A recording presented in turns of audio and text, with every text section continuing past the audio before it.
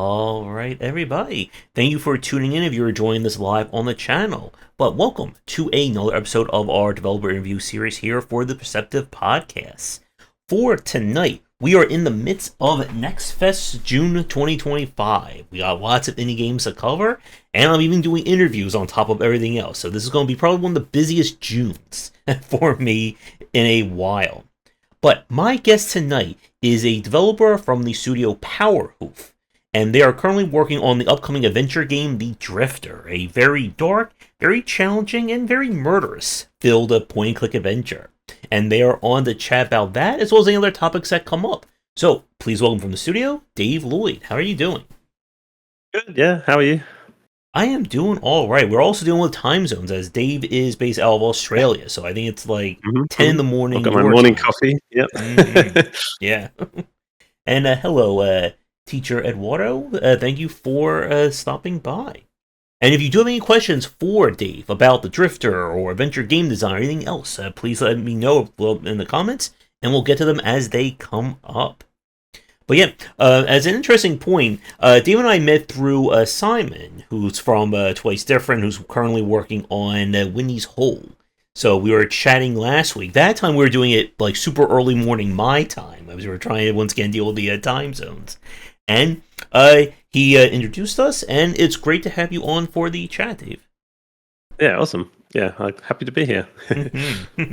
And for any developers watching, as I was telling Dave, if you are or as I always say, if you are a developer working on an upcoming game, you want to come on and talk about game design, I'm always looking for guests for the series. So please do not hesitate to reach out, email, DM, whatever. So, to get things started, since it's your first time on, could you talk a little bit about who you are and what is your background when it comes to game dev? Yeah, my name's Dave Lloyd. I'm one half of Melbourne indie studio called Powerhoof.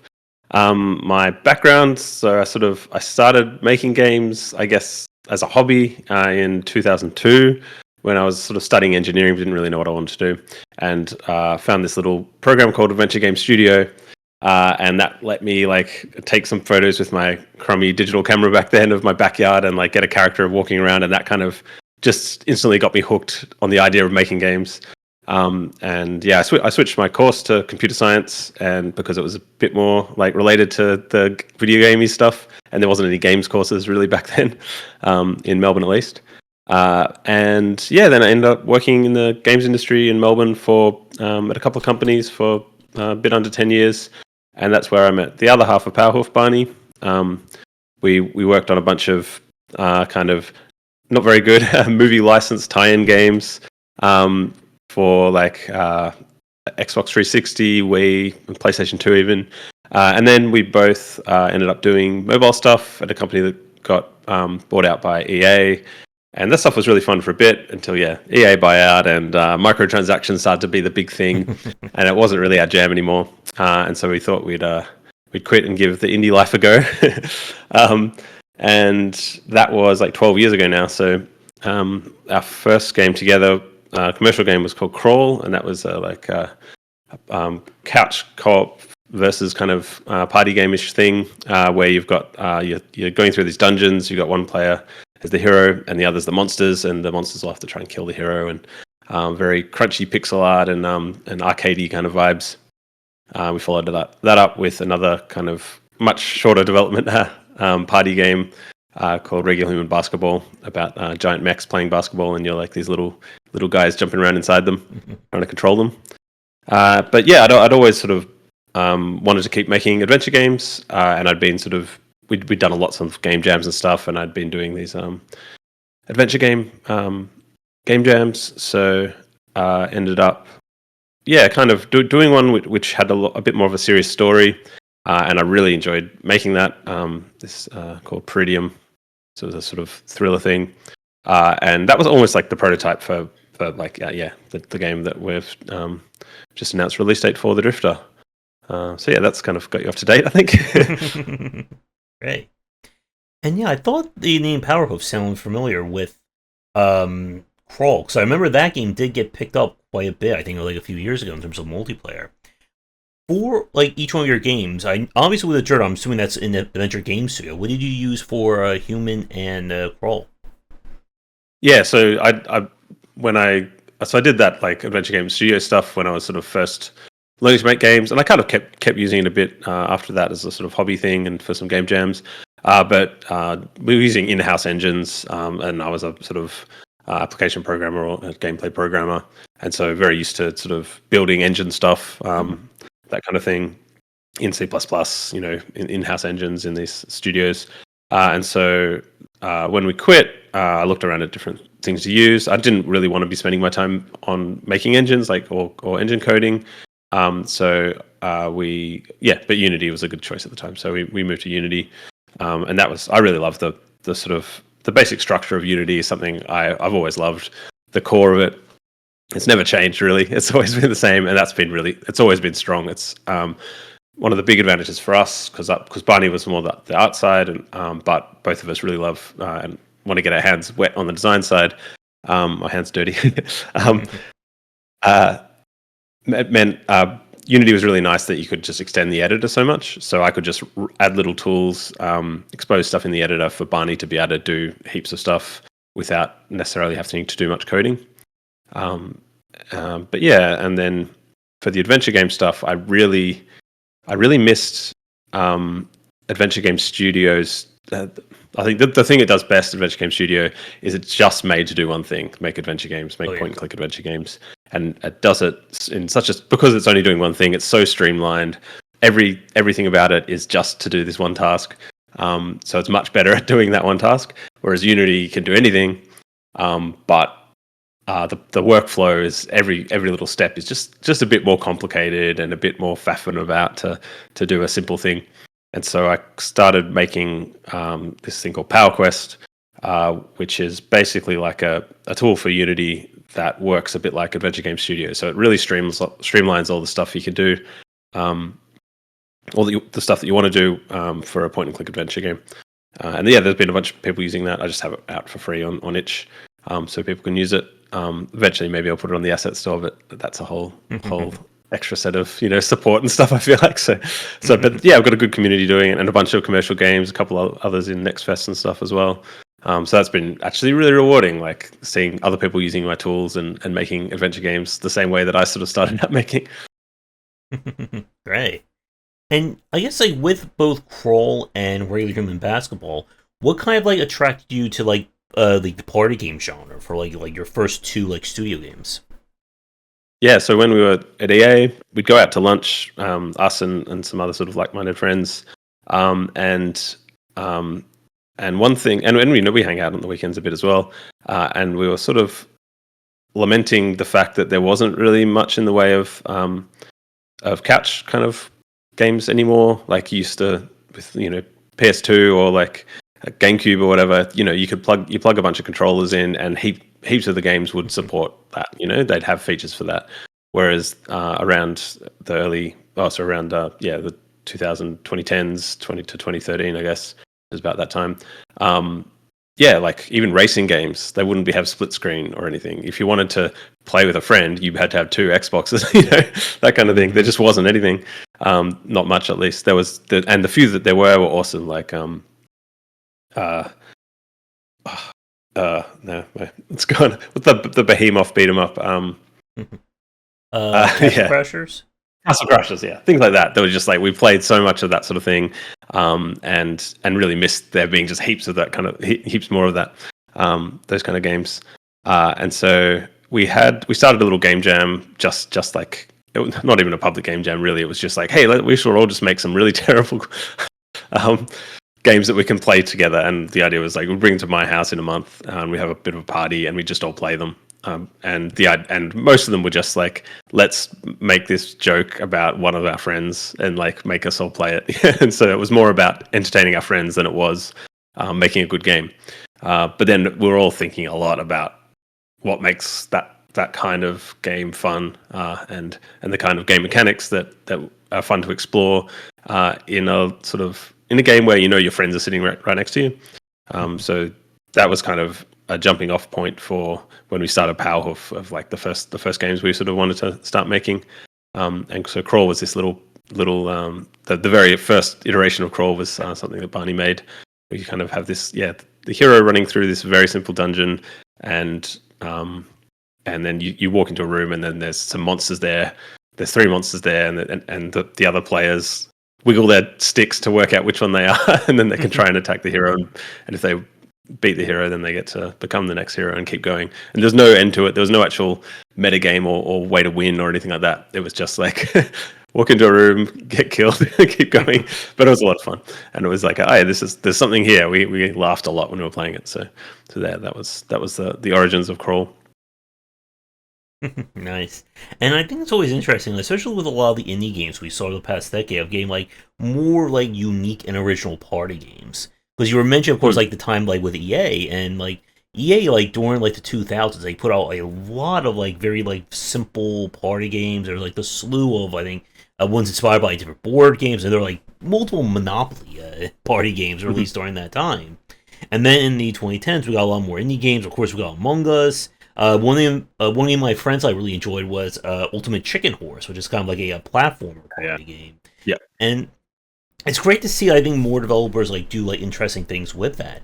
I guess as like a quick point, like for people watching, any like advice or thoughts on making like a really good party game? Because it always seems like trying to capture lightning in a bottle. Yeah, they're interesting. There's a lot of really fun things about it.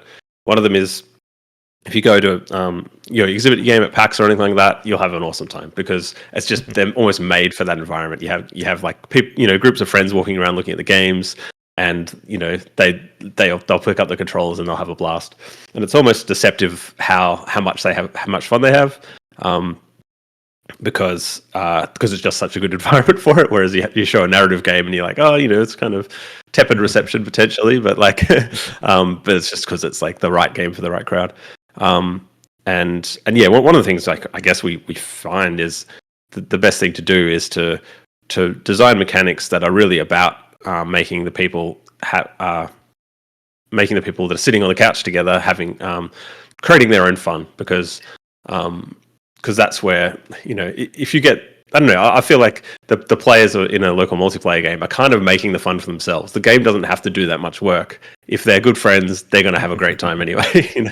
And so that's really a nice thing about it. And so it's kind of about I don't know, finding a bit of player expression is always really nice. So people get to like and a bit of stuff where you can kind of set things up to be able to bully your friend, and then they try and get you back, and that's kind of things like that create a lot of laughter. Mm-hmm. So I think they're the kind of it was really fun. It was really fun thinking about it. I think the asymmetrical side of things was really good as well, like designing things to be like one person has the upper hand, and then everyone else is like trying to jump on them and stop them. So you have people ganging up on someone, and then trying to get revenge, things like that. Yeah. Mm-hmm. I think like asymmetry in these kind of party games always works out really fun in terms of like kind of like forcing everyone to really like adapt on the fly. I'm starting to think of some other like big examples that we've played. Not in terms of asymmetrical design, but another one that we got like really crazy over was Overcooked, which was the cooking party game. That's one of those games I think can lead to like friendships being ruined. I think that's also like another aspect of all of these party games. Well, there's a lot of things. Yeah, that the great thing about that is just how much communication it encourages, and I think that's another really strong thing for like a party game or a couch game is like, you want everyone to be yelling at each other and and no one listening, and then makes for a fun time for sure. And Eduardo in chat wanted to ask, what was or is the hardest challenge of your dev journey so far? Well, it's a pretty boring answer. That's really probably the like having to be a small business owner and work out how to do like accounting and all that kind of really dull stuff. That was the scariest thing early on. Now I kind of feel like I've got more of a handle on it a bit, but and it's just more of a chore. But yeah, that was like full on scary. Like, oh my god, I'm like responsible for this whole business, and like I've got to not stuff things up. This serious grown up business. And before that, it was just like when I was working for a company, it was just like, oh, I just get to turn up to work and like do some coding and then go home, and I don't have to think about anything like that. So yeah, that some of those things were like these big scary decisions about this game you've worked so hard on that are like business decisions that feel like they'll make or break it, and like there's so much feels like there's so much riding on it, and you've got no idea what you're doing because like I'm not an accountant, I'm not a lawyer. I'm just having my best guess at what's a good idea. Yeah, so that stuff it's the unfun stuff really.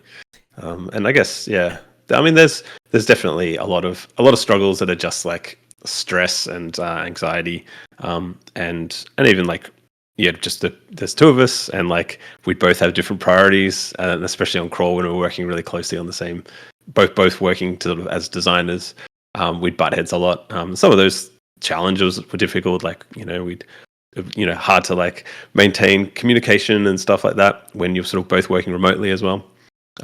So those things could be challenging, and sort of create stress and things where they didn't really need to be. Yeah. Yep. And that's always been like the very unsung but boring but very important part of game dev. I tell like a lot of students that yes, stuff like balancing a checkbook or making sure your hours are clocked in, or making sure you respond to emails doesn't sound all that exciting, but it can come back to haunt you, especially as an indie developer. Yeah, that's right.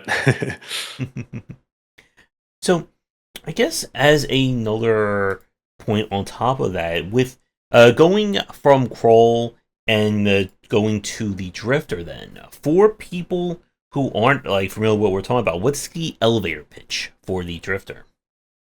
Right, yeah. So the Drifter is a pulp adventure thriller. It's kind of our fast-paced take on a point and click. So it's like traditionally a slower paced genre.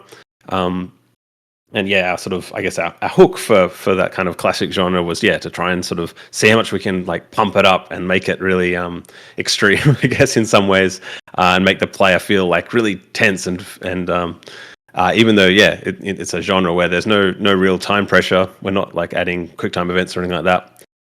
So that was kind of from a design standpoint, that was sort of the goal. It's a point and click adventure about this drifter Mick Carter who jumps a boxcar back to his hometown, and he witnesses a violent murder and is chased by high-tech soldiers and thrown in a reservoir and drowned. But that's just the start of his problems, because he finds himself alive again seconds before his death. He's got to escape and track down the people who are hunting him and solve his own murder, basically. Yeah. So a lot of out of the frying pan into the fire situations, to sort of really kind of keep the story like pumping and going along. And that's the Drifter. And with like Drifter in your previous games, who does like the pixel art, the art for him? Yeah, so Barney's art director, so it's his art style, and I guess the process for the art has been I kind of built the whole game out with sort of my art sketches for the background and stuff, and then we've got another background artist helping as well, who sort of did a pass on a lot of them, and then Barney kind of does sort of final touches and a pass to get things into sort of his style, and then also character art and animation. So Barney's kind of heading everything, but then we've also got another animator doing character art and animation. So kind of a team of 3 artists basically. So Barney's the sort of the art side of Powerhoof. Sure. Great. Eduardo asked in chat, did you have any moment or any moment you thought or came across a scenario that your work was more successful than you anticipated or expected them to be?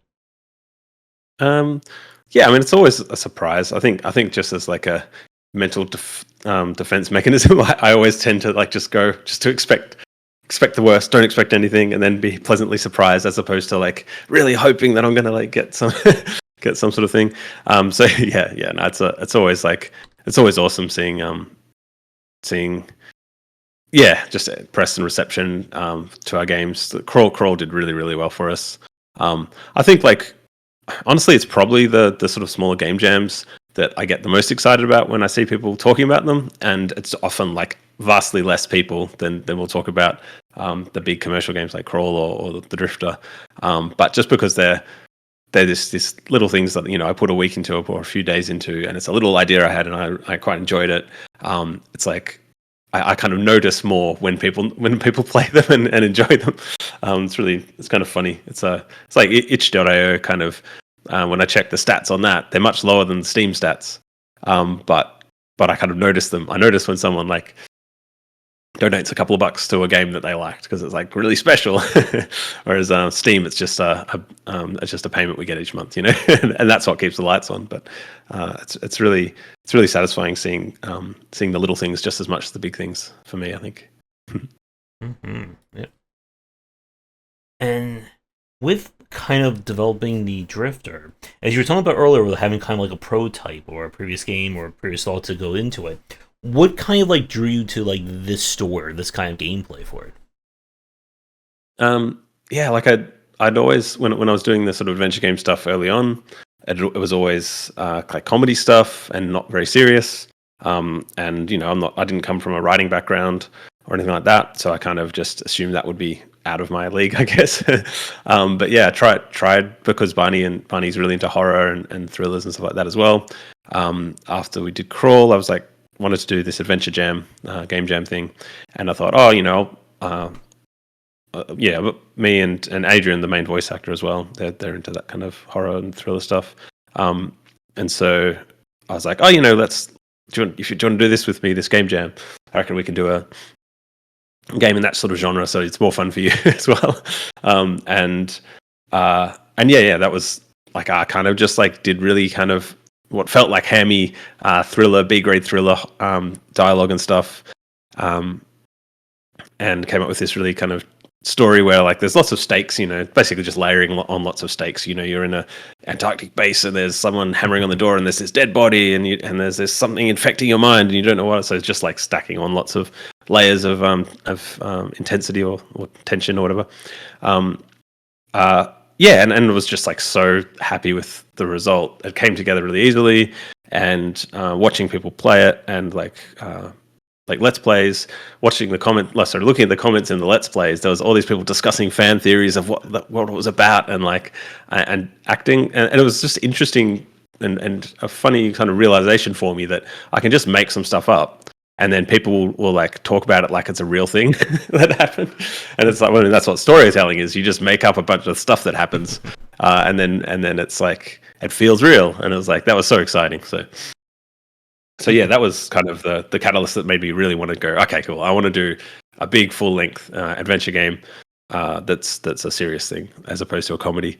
And I'd sort of had some comedy ideas for doing a bigger adventure game, but yeah, that was very much like I know this is the thing that I want to do, and I think that'll resonate with the Steam audience, particularly being a bit grittier and that kind of thing.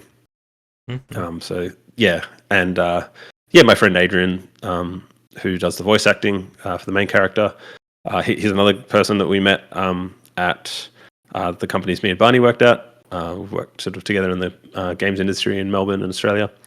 He sort of had just done voices for a bunch of our jam games and stuff and just enjoyed doing it.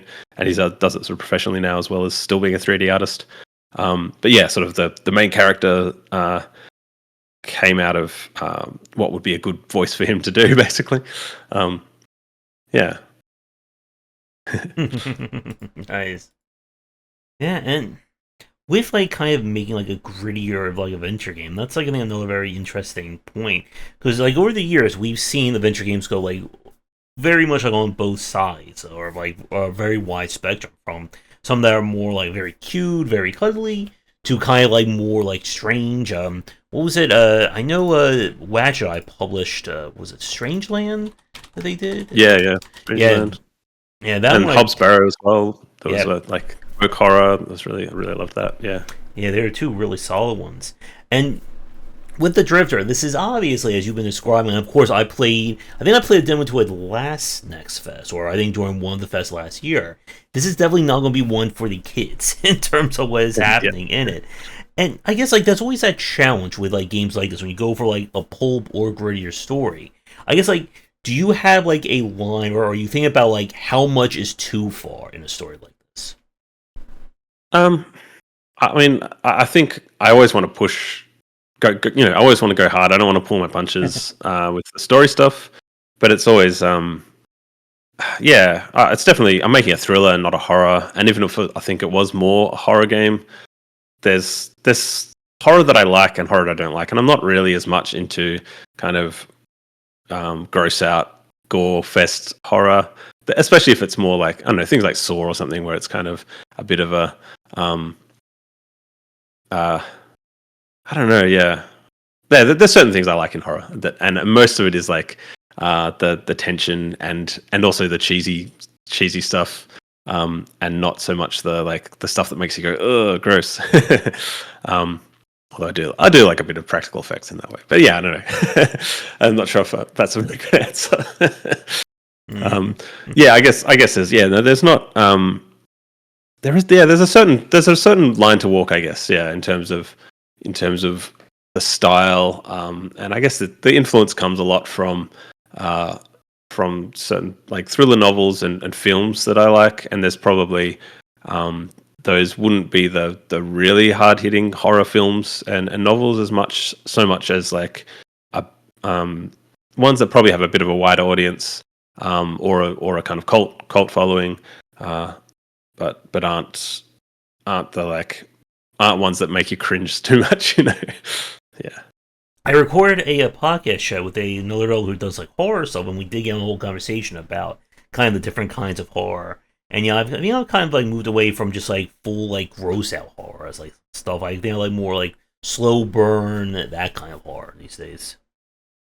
I don't mind, like, yeah, if there's a little bit, that's fine. If there's a couple of shots that are like, the one shot in a movie, like, oh, but then the rest of it, you can't stop, can't keep your eyes off it, But yeah, there's sometimes it's just like all that, and it's a bit like, oh, this is just harrowing.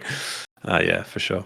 And let's see, Agony Goose in chat said, Chapter 1 of The Drifter feels like a perfectly paced mixture of introducing controls, characters, and storyline.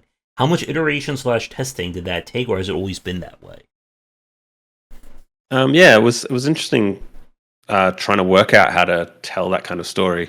The first chapter came together pretty easily. It was like I didn't have like the whole plot for the whole story, for the whole thing in my head yet, but I had like one of the first scenes I sort of pictured in my head was at the end of the demo where you're under the reservoir and there's all these bodies and stuff. And I pictured that in my head quite early as like, oh, that'll be like a good sort of set piece, cool looking image to catch people's attention. And I had some ideas about a character that like could jump back in time, or like would go back in time when they died, as a kind of way to be able to kill the character. So there was some stakes as to what was happening. But I didn't want that to just be like, oh, you died, and then a menu comes up and you press reload. I wanted it to feel like, oh, the character's actually died, and now, but he's in this situation where he's still got to be able to escape, and he knows, he remembers dying, and it wasn't fun, So that was part of the reason, like those elements coming together. And then I sort of thought, oh, I've got to have a bit of exposition somehow in this section, and so I introduced a kind of reporter who's walking around talking to some sort of homeless folks. And yeah, it was just like layering in a bunch of different things that I knew that would help sort of set up the story. And then there was sort of an inciting incident, I guess, in the box art at the start, which came together quite quickly as well, because it was really like starting from a simple place, and then like you think, oh, cool, I'm just going to jump this box car, got off this box car, solve this simple puzzle, or I've got to open a door, and then I'll just jump out, and I'll go about my business or whatever. But then, having a big moment where it sort of shocks you a bit, and like, that was sort of part of the original idea for the demo. And the demo came together deceptively quickly, like in a I guess the art for it and stuff as well, like came together really quickly compared to the rest of the game. Like it felt like it was only in a few months, although there was a bit of planning before that and work on the engine and stuff. But the rest of the game's taken like 5 years or something. So I think I definitely learned. I guess the demo was almost like doing a game jam, because it had a start, middle, and end, and then most of the game jam games I've done are the same. It's like come up with a cool idea for like come up with a character and a cool thing for them to happen to them at the end. But then having to turn that into something which is like 7+ hour long game as opposed to just half an hour wasn't just a linear thing. I didn't just have to do it 14 times and I've got the game. It was like every kind of bit extra kind of made the design space so much bigger.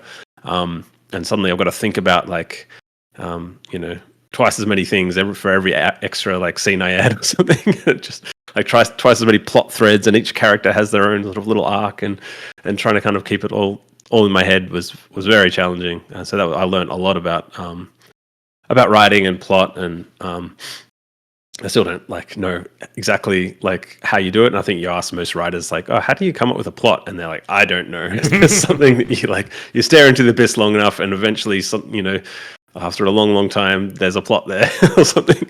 But yeah, I read a lot of books about writing and listened to lots of podcasts about it too. And that was actually really enjoyable. Learning this whole new thing that I didn't know that there was even to learn. Like there's so much that goes into to writing, and so much to learn about it. And so that was a big part of the time that went into the game as well. Yeah, and it reminds me a lot when I have my conversations with Dave Gilbert from Wagile. I talk to a lot of Daves when it comes to the adventure genre these days, and we had that discussion about kind of like that challenges of creating the plot of an adventure game. Like I remember when we first spoke about the Blackwell series, that how that originally started as one game that got turned into like each one like the like mini episodes being released episodically, and he spoke a lot about like that challenge, that it's not only just about writing a story or the plot, you also have to think about how this connects to the gameplay and the puzzle solving. Yeah. And I guess like that's an interesting follow-up question for you. Like with something like The Drifter, like what was it like thinking about this plot and thinking about, okay, I know where the story goes, how do I make the puzzles? How do I make the game take the player to where I wanted to go? Yeah. It's interesting. It was very that's kind of iterative, but it's not iterations in the game. It's more sort of design iterations in my head and on paper, and documents and stuff. But yeah, basically, kind of, I just I do a lot of free writing, so I like I don't do it written. I kind of have my keyboard set up and sometimes just have my screen turned off or something, or like lie down with a keyboard on my lap, and just like type stream of consciousness, like thoughts and ideas, and then usually kind of come up with some kind of ideas for like plot set pieces or things I'd like to move the character towards that I think will be cool, and sort of further the plot and push things along the right direction. And then it's like, okay, how do I get the player from where they are to where I need them to be, and how do I make how do I get the character from one place to another? But then how do I make it feel like the player is the one who's decided to do that and done it?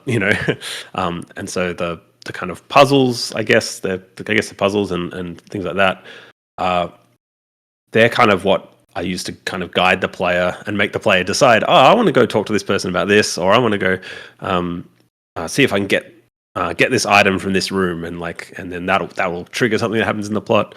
But it's the player who decides, oh, I've got to go do that. I think I need that, And so, yeah, there was a lot of back and forth between free writing ideas. I sort of did puzzle dependency charts where you kind of have nodes of like objectives and sort of gates, I guess, where I'd think like, okay, if I was in this situation, what's something that might be in my way? And if I had to get that thing out of my way, how would I go about it? And I tried to approach the puzzle design like that. Like Mick, the character, is a very practical guy. He's sort of done lots of odd jobs and stuff. He's pretty capable and he's very practical. He's not, so the puzzles aren't like wacky Monkey Island things where you're kind of finding really silly solutions to things. But there's still that kind of traditional inventory kind of puzzle solving, where you might have to combine some items, or you might have to use your wits, I guess, to solve something. So you're not you've got sort of some things you found that you can try and use to like get further, but it's a bit more like how maybe MacGyver would solve something. as opposed to very crazy comedy kind of solutions. Yeah, and then there was another aspect to the gameplay which definitely Dave Gilbert sort of does a lot, which is more investigative gameplay, where you kind of you have sort of the idea that I guess is that you've got inventory items where they're practical things you hold, like might be a crowbar, and that'll help you open a door, but you've also got knowledge that the player has and the character has. So if the character sort of finds out this bit of information about another person, then they can go and talk to them about that. And that's kind of similar kind of gate. If they don't have that information, they can't further the plot. As soon as they find this information out, they've kind of got a new item that they can go and talk to this other character about. And that will, move along the plot, but it's still the sort of the player using their wits to sort of connect these things and go, oh yeah, I should talk to this person about this thing I've discovered. And that's really nice for working with the story stuff and getting the player feel like they're doing some investigation and finding some answers themselves. So yeah, I try to sort of balance both those things. But it's always a juggling act, and I don't want it to be a game where people are getting stuck, but I also don't want it to be a game where people feel like they're being handheld and so I want them to kind of feel like, oh yeah, I had to decide for myself to do the things that I did, but I wasn't getting stuck all the time. I wasn't. If I thought about it, I could find the solution and think of what I had to do next. Yeah. Mm-hmm. And a comment from Jetpack Paul said Dave has a great beard. That came in. Oh, thank you. Yes, it's grown over the development. Mm-hmm. When I started, it was like the main character was this old guy, and now I'm older than the main character. And yeah, like with the puzzle design, that's always that challenge. And that's something that always comes up whenever I chat with venture game designers about how far do you want to take the puzzle logic. And I know this is something that, especially with all the conversation I had with Dave Gilbert about, with like when you throw in like supernatural or, non-traditional elements or rules in your game, how does that then kind of play with the puzzle solving? So, like, with something like one of his previous games, like Unavowed, which is more like supernatural in nature, you of course have, I can combine stuff, but I also have a character who can make fire. So, setting stuff on fire could be a puzzle, could be a solution. Yeah. And with the Drifter, like, again, obviously we won't be going to spoiler territory for, like, anything major in it, but as we said, like, kind of like the twist of the game is that your character is technically immortal. And so you have kind of puzzle solving revolving around, you're going to figure things out by dying a lot. Mm-hmm. So, like, when you throw in, like, those elements, like, kind of like a soft fail state in a sense, how does that then kind of, like, I guess, like, infer on the puzzle design? Yeah. So that was definitely an element that came into a lot of the more tense situations in the game, and it's something I didn't want to sort of lean on too much because it can get a bit samey if you keep having these sort of time loop bits. But there's bits that are quite dramatic, and you'll die, and you're like, oh no, okay, I've got to do that, approach that a bit differently. And yeah, there's definitely that lets you kind of, I guess. It's almost the same as, say, you use the crowbar on a door, and like the character says, "Oh, I can't do it. I'm not strong enough. I need something. I'm going to have to find something else, or find someone else to help me." That kind of gives you a hint in the right direction. And it's the same as like if you try and attack a monster with a crowbar and the monster kills you, you're like, "Oh, okay, that's a hint that I need to find a different solution." So it's not that different. It's just more kind of visceral and exciting in some ways. The main thing was, like, so there's one section of the Drifter where you have a bit of a time loop, and the character's like has more time that, after he's died, he's like, okay, I know where I am now, and what I need to do to escape. And so the players kind of can sort of has a bit of time to figure out what they need to do. And mostly I've tried to make it so if you're you don't necessarily ever need. Oh yeah, there's times where you definitely will need to die, but then you can beat the game with minimal deaths, because a lot of the ones are avoidable, but maybe they're fun to try as well. Try and find them.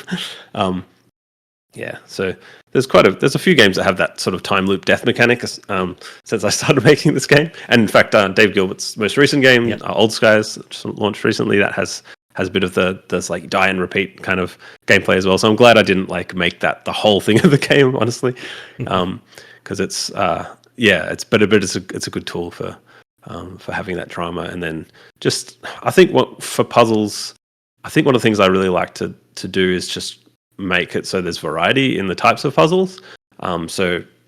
So you might find a clue for a keypad or something. You might find some information to talk to another character about. You might have to use a few inventory items in a clever way, and then you might do some sort of time loop kind of puzzle solving, but kind of keeping it so that you're not doing too much of the same thing, and always also kind of trying to keep the puzzles all practical and in world, so they don't feel like something that is out of the realm of possibility of what this character would do, and in a very sort of down to earth situation. But yeah, it was a challenge, but I think it's having kind of those sort of guidelines for myself helped a lot. And it kind of there's a lot of times where the story kind of got influenced in a positive way from what made sense to do in terms of the puzzles and what the character would do, and kept it grounded and stuff as well. Mm-hmm. And a question from Agony Goose that came in. I played through the demo on a Steam Deck, and the analog stick controls felt very natural, and the interaction wheel orbit was intuitive. Was it important for you to support controllers so well? Yeah, that's definitely something that came out of deciding to do to spend more time on an adventure game, because they're not games that are easy to make a lot of money out of and support a business. I think, and definitely learnt that. Yep, they do take a lot of time, and they're very production heavy. And so I definitely wanted to feel like something that would feel like a console game if you're playing it on a console. Because it's like I didn't want to make something that was just like, oh, this is, I'm very proud of this game, I really like it, but it really only works on sitting in front of a computer with a mouse, I definitely didn't like the kind of controlling a cursor around the screen with an analog stick, because it just feels like, this is a port of a PC game. So I wanted to have something that felt natural, and the mouse.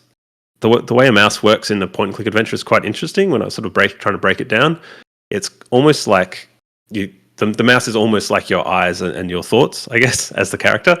So the usual game, you control a character like a platform or something, you're controlling the player's actions. Whereas with a mouse cursor, like moving the mouse around the screen and hovering over things and clicking things, you're kind of controlling the player's thoughts. Like the player will look over there at that tree that you're moving your mouse over, and they'll say what they think about it, and that's a very different verb kind of than you have in a platformer where you'll walk over to the tree and jump on it or hit it, and so I was kind of trying to work out a way that I could have the character still look around the room and have their thoughts sort of shared about anything in the room, and so I had kind of this sort of idea of, you can still control the character to move them around with the left stick, and then have the right stick be a kind of radial menu where they kind of point roughly in the direction of an object, and the character can look over it and press a button to sort of say what they think, or if you want to interact with something across the room, you can still do that from standing all the way on the other side of the room. But it was also like a fun thing to do that was a bit more like gameplay programming that I quite enjoy doing for platformers and action games and stuff. Trying to come up with an actual system that felt good when you're doing it, but was also kind of unique. It was quite rewarding, I think, to do. And I'm really happy that people are finding it intuitive, because it's kind of felt it's a bit of a risk of people might just absolutely hate this because it's like doing things in a different way. But I've been really happy with the reception of the kind of dual stick controls, and on handheld consoles, especially like the Switch and Steam Deck, and I guess there's an Xbox thing coming out that I haven't looked at yet. But I really like how it feels like it plays on those as well. Mm-hmm. And it also gets with trying to modernize more adventure game design as well. You of course mention adventure games soon. Every time we talk about it, that program's been around since 2002, 2003, maybe like somewhere Well, around it that was time. originally ran on DOS, so Oh, yeah. it's been around for a very Yeah, yeah. long That's time. when I found it, but it was around for a while before that. Yeah. And for a lot of like the adventure genre as a whole, like there's always that challenge of trying to like modernize it for like consumers say who have never touched a game like Monkey Island, Broken Sword, etc., etc.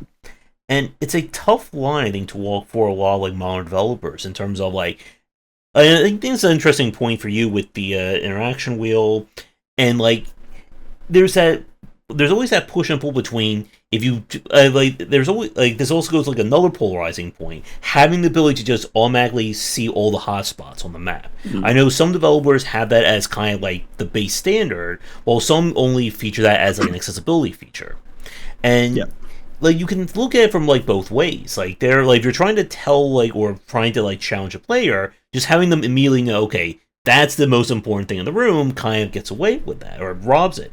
But on the other hand, if someone is like completely stuck because they don't notice that one discolored brick in like a room of 8,000 bricks, they're gonna get very annoyed at your game. Yep. Yeah. No, I mean it's definitely something that I'm kind of passionate about, and we'll talk about for ages if you let me. And I'm quite opinionated on it as well. Like I'm not a big fan of. I definitely not a fan of putting that hotspot highlighter in your game early and then depending on it and being like, oh, it doesn't matter if we just have this this one brick you've got to click on in a wall of 100 bricks because everyone will just use the hotspot highlighter anyway. I feel like that's kind of a it's almost like saying or it can almost be like saying, oh, it doesn't matter if we don't have very good puzzles because people can look at a walkthrough if they get stuck. And so I feel like sorry.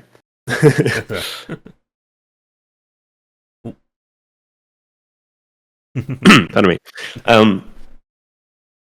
Yeah, so I'll have a hotspot highlighter as a sort of, but I think I'm more on the accessibility kind of option side of the fence, where I'm trying really hard and doing a lot of play testing to make sure if people are going to get stuck, it's because there's a tricky puzzle and something that they haven't thought of, and they need to think of.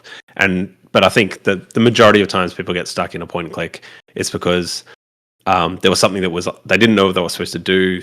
There was an item in a room that they were meant to pick up that just like blended in too much and needed to really stand out a bit more, or had to have a bit of more soft hinting from like by a player like comment, if like a character comment that there's a thing there for them to interact with. And so that's something I've been really hoping I'm doing a good job of, is making sure the player is always it isn't getting stuck on things that aren't an actual puzzle. If someone gets stuck on a puzzle because it's a bit too hard, then that's all right. Like I think, but yeah, most of the time when I think about places I've got stuck in adventure games, it's not my fault. It's because like there's something that's not that visible, or a bit of a design flaw in terms of like expecting the player to understand a mechanic that hasn't been done before. In some cases, there's a lot of things. There's a reason I tend to err on the side of not having like a big list of verbs that you can use, like open, close, pick up, push, pull, like the sort of the classics used to have. And that's because you'll like if you get stuck on a puzzle because you were supposed to click pick up, you're supposed to click open door and you clicked use door and it didn't work and you thought, that door can't be opened, and that's what gets you stuck. It's like that's not even meant to be a puzzle. You shouldn't be getting stuck on that. But yeah, so that's why I tend to go, okay, if you're clicking on a door, you want to open it. If the door's locked, you want to knock on it. Like you don't have to make that a sort of a friction point when it doesn't need to be. So yeah, I mean, it's something I think about a lot, is sort of like adventure games really struggle with the idea that you only have to get stuck on one puzzle and then like it feels like that game has bad puzzles. It's always the worst puzzle in the game that an adventure game is judged by, and you only have to get really properly stuck once for it to kind of completely halt the game. Yeah. And I think in like something like Dark Souls, that'll happen. You'll get completely stuck on a boss that's just way out of your league, but it feels like it's a skill issue. It doesn't feel like it's the game's problem, the game's fault. So yeah, it's an interesting problem to try and solve. And we'll see how I go once I release and more people are playing it. And it's definitely something that a lot of when testers are like, oh, I didn't notice this thing for a while. That's the first thing I try and fix. Like that, for me, that's a critical bug. It's like, okay, they didn't notice that was a clickable thing or that was pick upable. I'll make it so that there's a bit of a glint on it or something if that feels right, or I'll make it so that if the players left the room again and come back later, that the character will mention it somehow. Like there'll be some sort of in-world solution to addressing that they haven't picked up this thing that they should have picked up because it's really obvious. Well, it's supposed to be really obvious. And so that's how I'm trying to solve most issues. So and same with puzzle design. Like if there's a puzzle that people aren't solving, if people have an item they're just using on different people. So you say you've got a crowbar, you're supposed to use it on a door. But if you use it on something else, like that's a place where I can give a hint that it can be used on a door. And so if people aren't making that connection, and the connection obviously could be a lot more challenging than using a crowbar on a door. But that's where I can add hints that aren't like, you don't have to go to a walkthrough to find this hint. You can just try it in the wrong place, and then you might get a hint about suggesting the place that you could try it. And so it's a bit more of a softer kind of in-world hint system almost. So yeah. I'm hoping that'll kind of streamline things, because I do want it to feel like you might have to think about things and use your wits, but you're not getting stuck, and you're not having to resort to like clicking everything on everything, things like that. So that's my intention. Mm-hmm. Yep, and like when the player, like as you said, like when the one puzzle stops someone, that is often like the biggest like churn point for a lot of adventure games. So if you get someone that one puzzle, what's to stop you remaining stuck at the next 5, 10, 20 puzzles? And it's very like it's an interesting point to kind of build what you just said. Like in terms of iteration, like do you have any tips for developers watching in terms of like if you know that players are getting stuck because they're not seeing something or they're not making connection from A to B? Like, you have any like tips or suggestions in terms of like helping guide the player that just put up like the big blinking sign that says "Go here"? Yeah, it's always different things. So because I've been doing this a lot recently, because I've been going round of beta testing and stuff, and yeah, so it's a combination of like, oh yeah, I can just make that art stand out more. So sometimes that means like giving it, if there's something that you're supposed to notice, giving it a bit more negative space around it. So not having it, if there's one thing you've got to pick up and it's on a desk, you don't want that desk full of like millions of items, and you've got to just move over this one little thing, which doesn't look any more interesting than anything else. So it's got to look like there's something interesting there to click. But yeah, you can have if there's light source in the room, it could be glinting a bit, so you can have some animation that really draws the eye. You could have it so if you click, like, or say in the desk example, if you click on the desk, the character can mention that there's this interesting thing to click on to pick up on the desk. And then if they leave the room and come back later and they still haven't picked up this thing, and they talk to a character in the room, that character could tell them to pick up that thing. So you could get more and more heavy-handed if they're clearly missing something. So I've been doing that a bit, So that way I feel like it's not going to feel handholdy because it's only if you've missed something that it'll tell you that you've missed something. Whereas I think there's a tendency to go, oh, someone got stuck on that. Now, as soon as you walk in the room, the character will just say, I should pick up that thing. And I think that's a mistake as well, because it frustrates players who are just like, I want to be able to think for myself. That's one strategy. But it takes a lot of work and iteration, I guess, and a lot of extra play testing. I sort of started play testing it quite early before there was sort of any kind of art and stuff, because I sort of built the story as a first draft, and I made it all playable with my own sort of mock-up art. And I got some testers like that I knew quite well to play it then and videotape themselves, use OBS and record it, and then I watched them play it, and noted all the places, all the friction points, the things they didn't notice, the things that didn't make sense, and then sort of did a second draft chapter by chapter. I was going back and I was sort of reinforcing the themes that I'd kind of figured out now that I've actually come up with the whole plot. And I was, adding some foreshadowing where it needed it, and tweaking scenes and removing bits that didn't help, weren't necessary, and refining it and stuff. And then also fixing a lot of those issues with all those friction points right from that sort of earlier stage. And that's before we started getting art and like the full production kind of stuff happening. And so that definitely added some time to the game because it was sort of a solo project for the first few years because of that. That meant I wasn't throwing away finished art because a scene didn't work or a puzzle didn't work or something. And that I think that definitely having something we learned from doing game jams and for having a game in early access with Crawl, that we could watching a Let's Player playing a game, playing our game is like the absolute best way of seeing a tester kind of sort of having someone test your game, because they'll just stream of consciousness be saying every single thing they hate or find unfair or unbalanced. And it's like, all right, cool. Okay, we'll fix that and we'll fix that and we'll fix that. Whereas if you just like send a build to someone and then say, oh yeah, send me your feedback, then the feedback will, a lot of the time they'll find some obvious bugs, but the feedback will just be like, yeah, it was cool. And it's like, oh, okay, any problems? No, it was pretty good. But yeah, you watch the video of them playing, it's like, oh, there was heaps of things they didn't even realize they were getting frustrated, but you can kind of tell. So yeah. Oh yeah. It's just a lot of work basically. Mm-hmm. And with kind of like developing like the puzzle launch, as we talked about a few minutes ago, when you're dealing with like any kind of adventure game, there's always that challenge of, how eventually you will make the puzzles, how much you want to put into them. And like again, like we've seen puzzles vary from or range from, put key in lock to like something out like the Seventh Guess and like the golden age of the adventure genre like LucasArts and so on.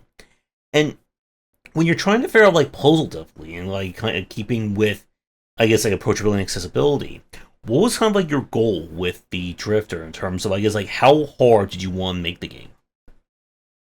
Yeah, and I definitely didn't want to make it feel hard. I wanted to, again, that balance of, I didn't want people to get stuck basically. So if there's people getting stuck, then I want to like add in-world ways for them to figure it out.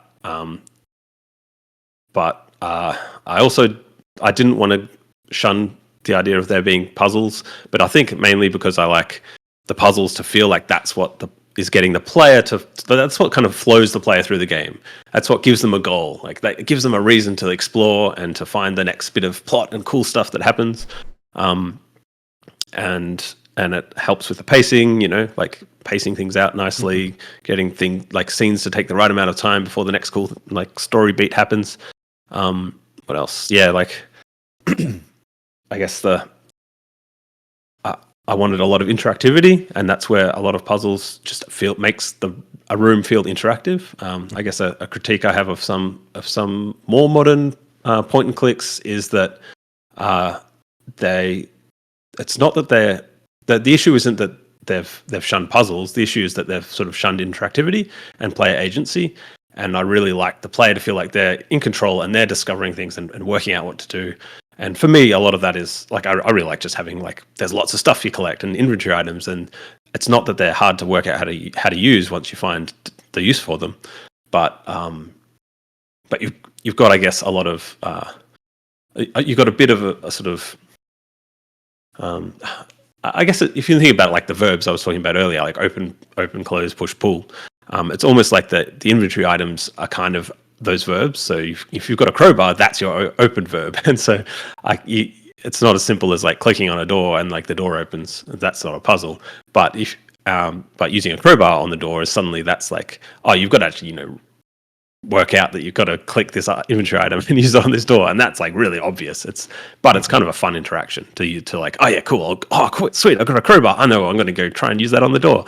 That's a nice, like, it's nothing spectacular in terms of a puzzle, obviously, and it's not going to challenge anyone, but that's kind of a bit of the fun of playing a point and click adventure is like, oh sweet, I got this item, I know where to use it. Like, it doesn't have to be a challenge, it doesn't have to be something that you're really struggling to sort of work out. So they're kind of so interactivity, I think, is a big one for me, and the design tool that puzzles are in terms of having the player be the one that's like pushing themselves through the story, as opposed to the game saying, "Oh, this is the next bit of story. This is the next bit of story."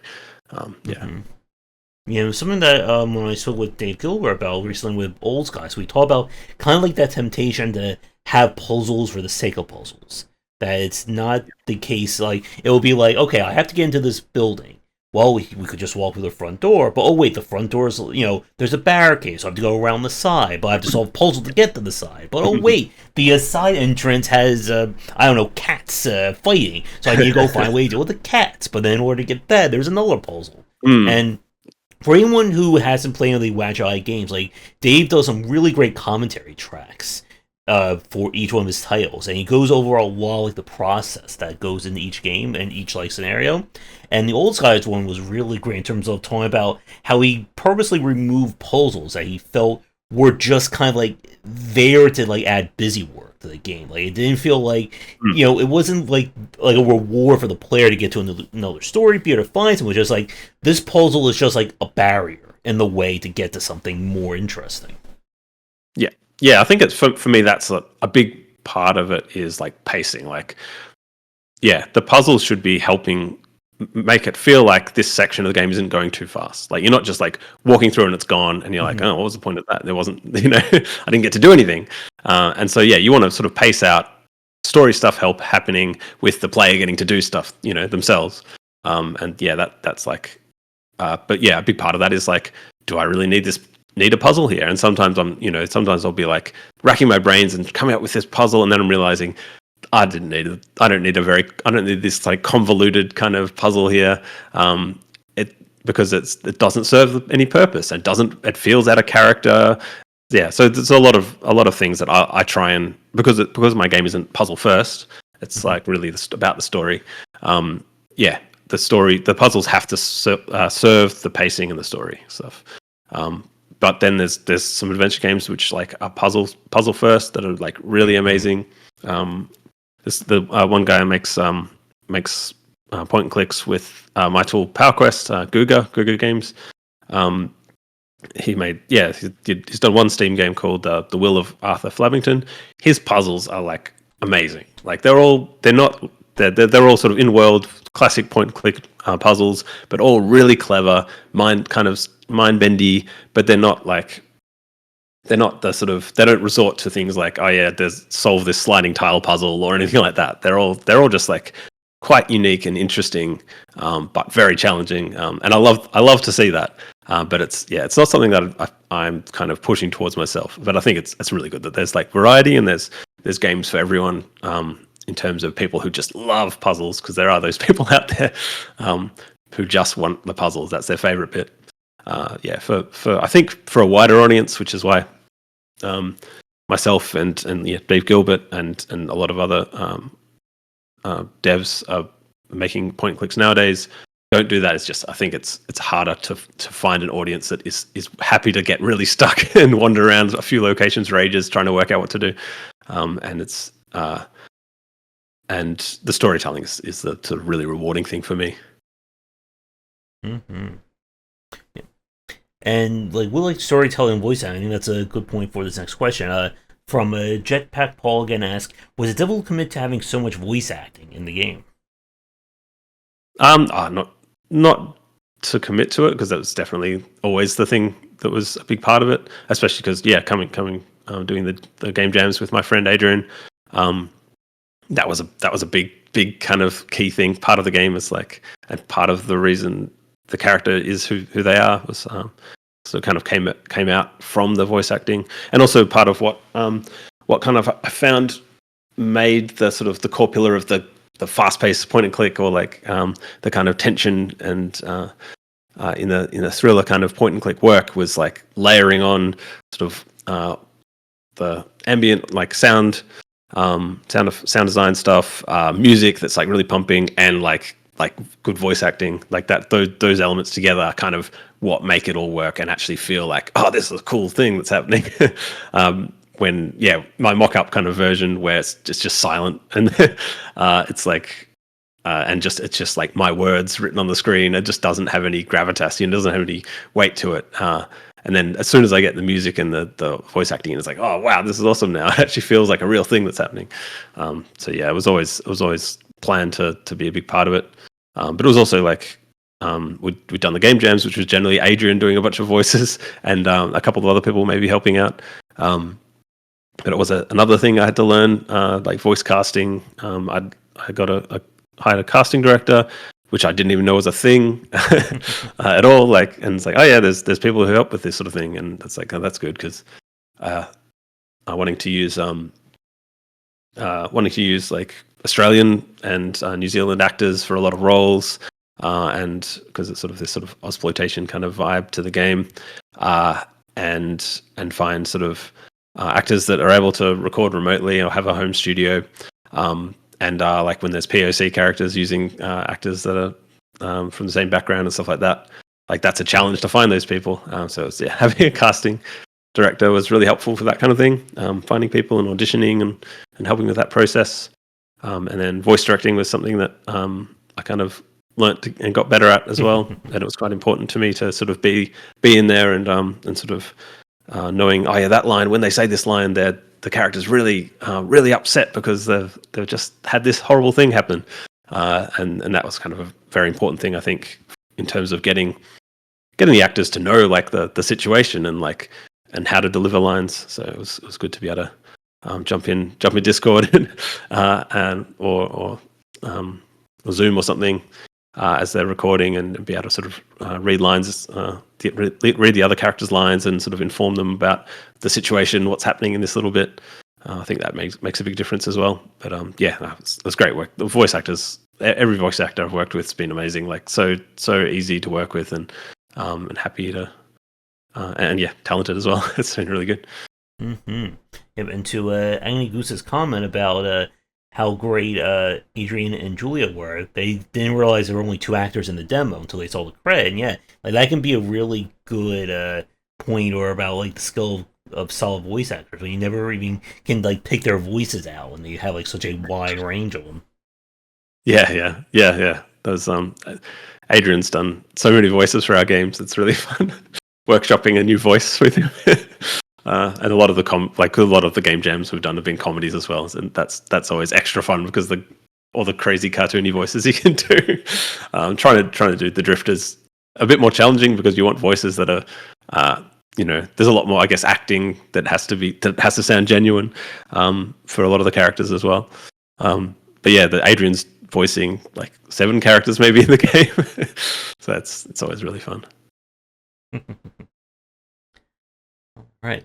As a quick time check, we are shrunk our video just a bit. There you go. As a quick time check, we are just about a little over an hour in. So I have just like a few kind of logistics related questions for you, and then we can begin to wrap things up. So I would say for chat, this will probably be last call for questions. We'll probably wrap things up in like the next 10 to 15 minutes if that works for you. Perfect. All right. So I guess as another point about like the story structure or like the actual setting for the Drifter, I'm not sure how big of a spoiler this would be, but is a Drifter kind of like framed in like a chapter by chapter format? Like once you beat chapter 1, you never go back to chapter 1 again, or is there kind of like, or is it more like of an open like area? Yeah, no, there's chapter by chapter. There's 9 chapters and an epilogue, and the first chapter is probably on the shorter side as well. But I kind of, again, with in terms of thinking about the pacing, there's sections that are really streamlined where, like, and the demo's mostly like that. But so where the character's kind of quite going through a kind of a more linear sort of section, and then there's sections where it really opens up, and you're wandering around a bigger area, and you're investigating, and you're talking to multiple characters, and you're piecing things together. And so, I sort of tend to think of things like the boxcar section right at the start as a kind of flow section where you try and open the door and it's locked.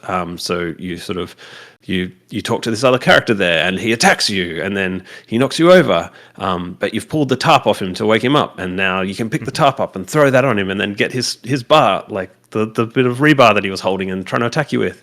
and then use that to pry open the door, and then the next thing happens, so they're kind of, the way I design those is to be like one thing leads to another in a very sort of rapid fire kind of rapid fire way, and still it's up to the character's got to sort of look around the scene and work out what the next step is.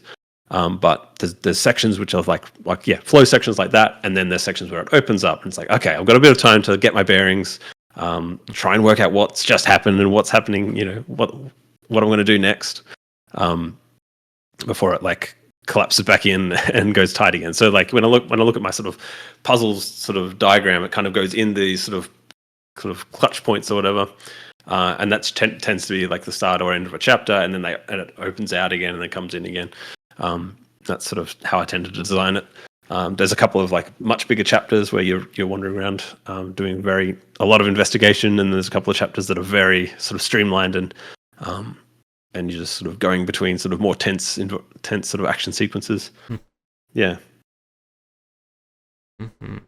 And with like the format, like with the different chapters, I guess like from we've been talking about kind of like design and pacing. How does that kind of like infer on like the structure of the game? Like knowing that it's split into like 9 distinct chunks, rather than having to design like an entire like open world or entire hub and that kind of thing.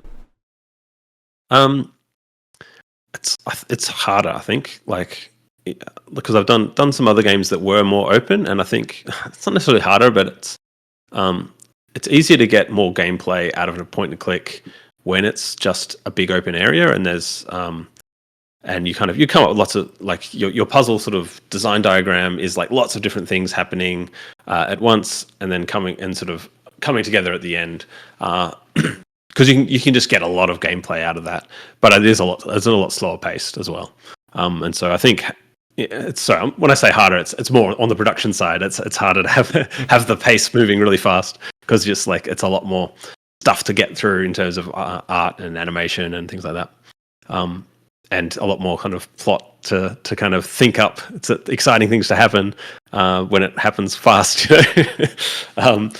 But yeah, some of the games that I've done, like this series, the Telwinium, which is a sort of much more like classic point and click adventure where the puzzle's a bit more traditional, and it's very traditional art, like EGA 16 color art and stuff. That's been a bit easier to design because they're just like, you're wandering around a bigger area and you just like finding lots of items, but you've got to, until you've found everything, you can't work out, you can't put things together in the right way, Yeah, I'm not sure if that really answers your question at all. I think that's good. And I'm trying to think what else.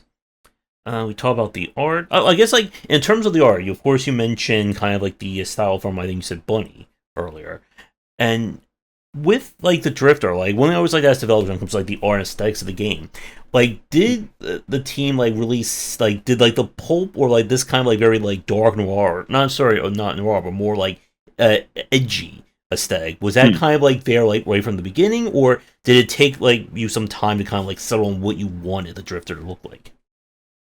Yeah, I mean, it was something that kind of Barney had been working on through coming from Crawl, and then I guess some of the game jams we'd done after that, where he was trying to work with using bolder color.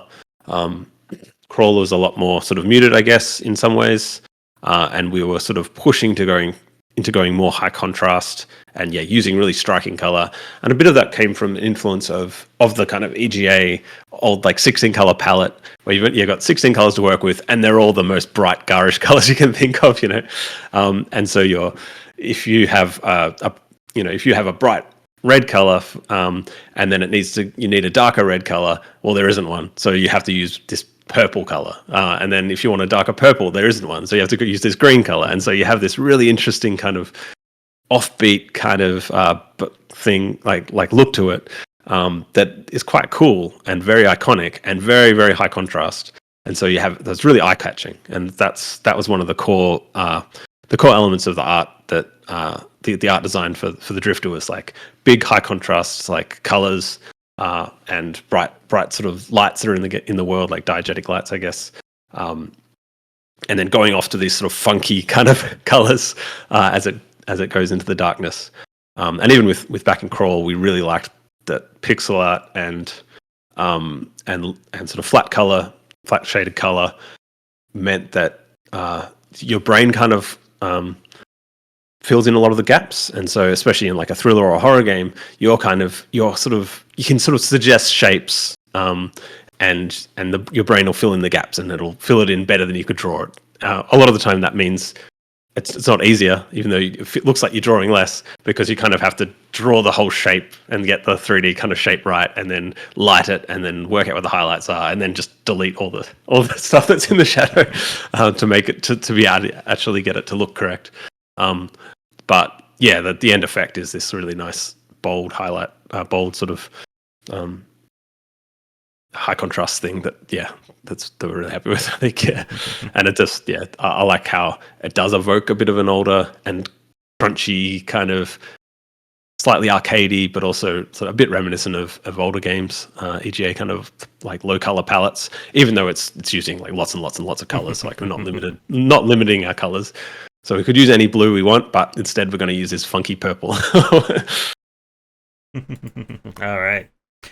I think with that, I am just about out of questions. I do want to kind of ask you some logistics stuff about the game's launch. But before we get to that, anything else regarding the design or development of the Drifter you want to mention before we start to wrap things up?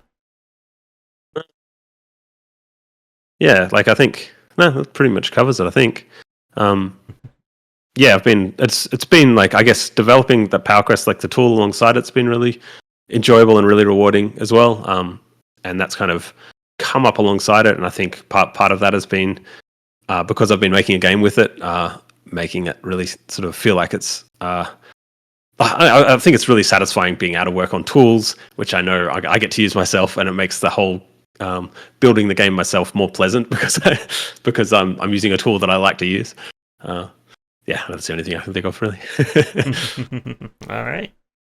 So, to start to wrap things up for our conversation then, as we're talking, as I said, we are right in the beginning of Steam Next Fest for June of 2025. So, the Drifter, of course, has a demo in that. Is that the same demo as, I think, from last year, or any updates or changes?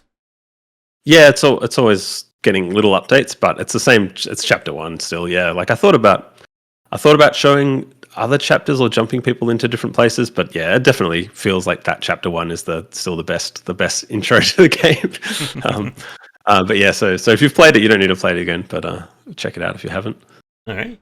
And since there is a release date on the store page, I'll let you kind of announce for any of the fans watching. So when is the estimated date or the release date for the Drifter?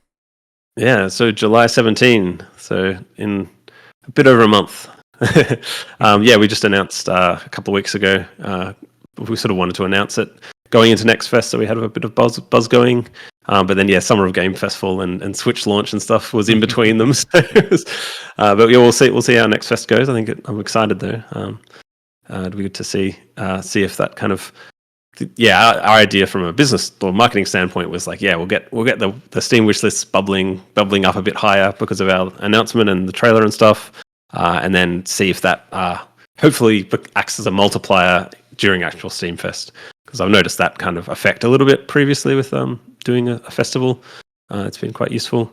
But it's always, with all this sort of stuff, it's always just guesswork, really, a lot of it. But yeah, any kind of extra... It always comes down to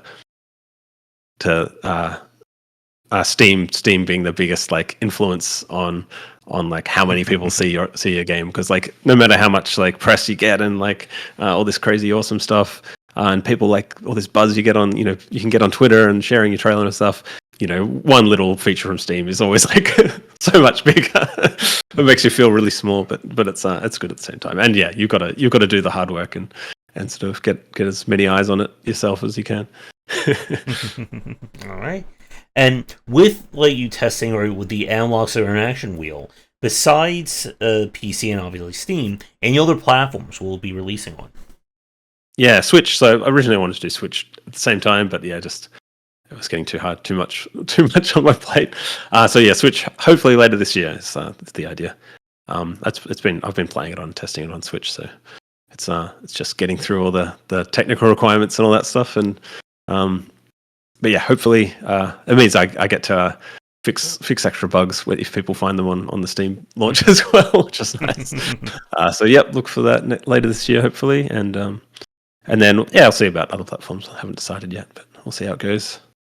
All right.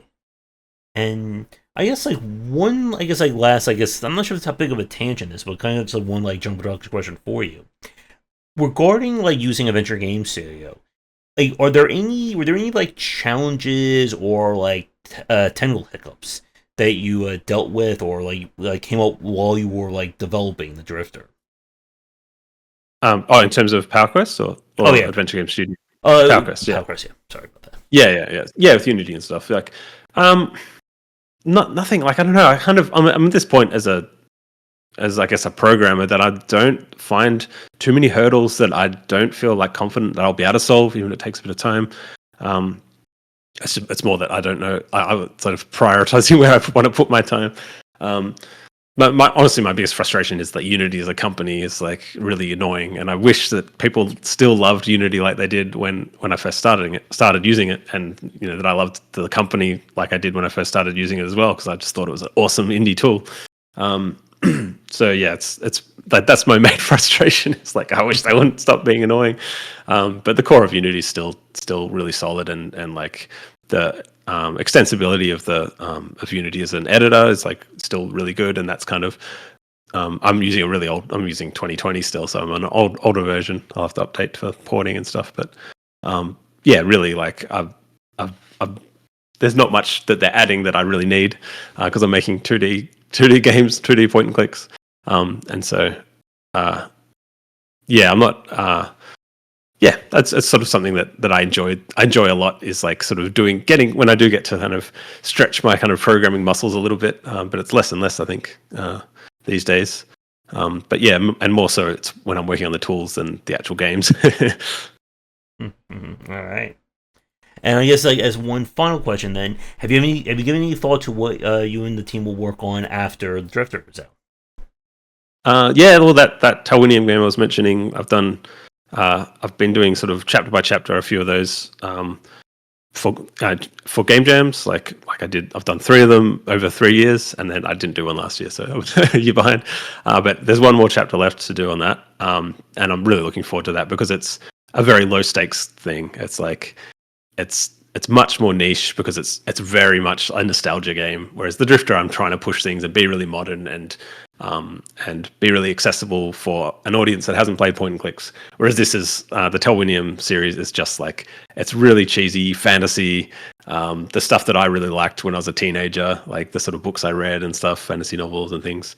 And it looks like an old Sierra game from the old days, and the puzzles are still like pretty modern, really. But and I don't want people getting stuck like they would have back then. But I'm being a lot more lenient on myself and not worrying too much about things being perfect, And so it's a lot more relaxing to make. So I'm looking forward to just doing the final chapter of that and taking it easy with that one, and then wrapping it up. So I'll put another chapter out on itch, the sort of final chapter, and then I'll package it up and sell it on Steam as like the sort of the full game, basically.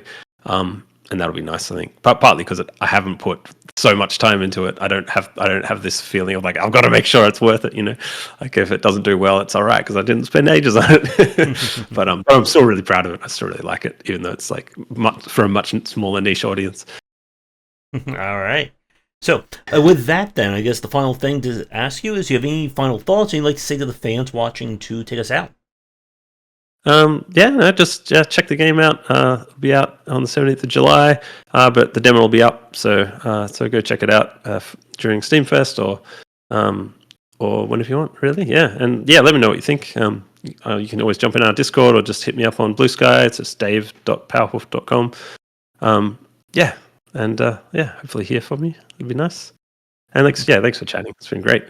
Yep, this has been a great conversation, Dave. And if you're free in the future, we can always have you back on and chat about anything else you're working on. Yeah, of course. Awesome. All right. Besides Blue Skies, any other social media, anything else you want to mention? So Discord.gg/Powerhoof. Our itch page, powerhoof.itch.io. They're good places to find the rest of it. We've got heaps of games like you can check out on our itch page as well that sort of we're very proud of and like just as much as our big commercial games. So go check those out. And we're on Twitter and stuff as well. But yeah, you can find those at Powerhoof on Twitter. And I've got a YouTube channel where I've got some Drifted Dev diaries and stuff. But yeah, we're on all the things, you know. Search for Powerhoof, it's there. All right. Well, with that, I think we'll say goodnight. So for everyone watching this live, thank you so much for tuning in. If you're interested in more indie games, I will be streaming more of Next Fest, probably like next 30, 40 minutes or so. So please come back for that. As I said at the start, if you are a developer working on an upcoming game or just want to talk game dev, I'm always looking for guests. So feel free to reach out. Do the YouTubing stuff, buy all the many copies of my books, buy all the many copies of the Drifter as well. And again, Dave, thank you so much for coming on, and best of luck with the release next month. Thanks. See ya. All right. So, with that said, everyone, come back for discussions on game design here and on game wisdom, where you some the art and science of games. And until our next chat, have a great night.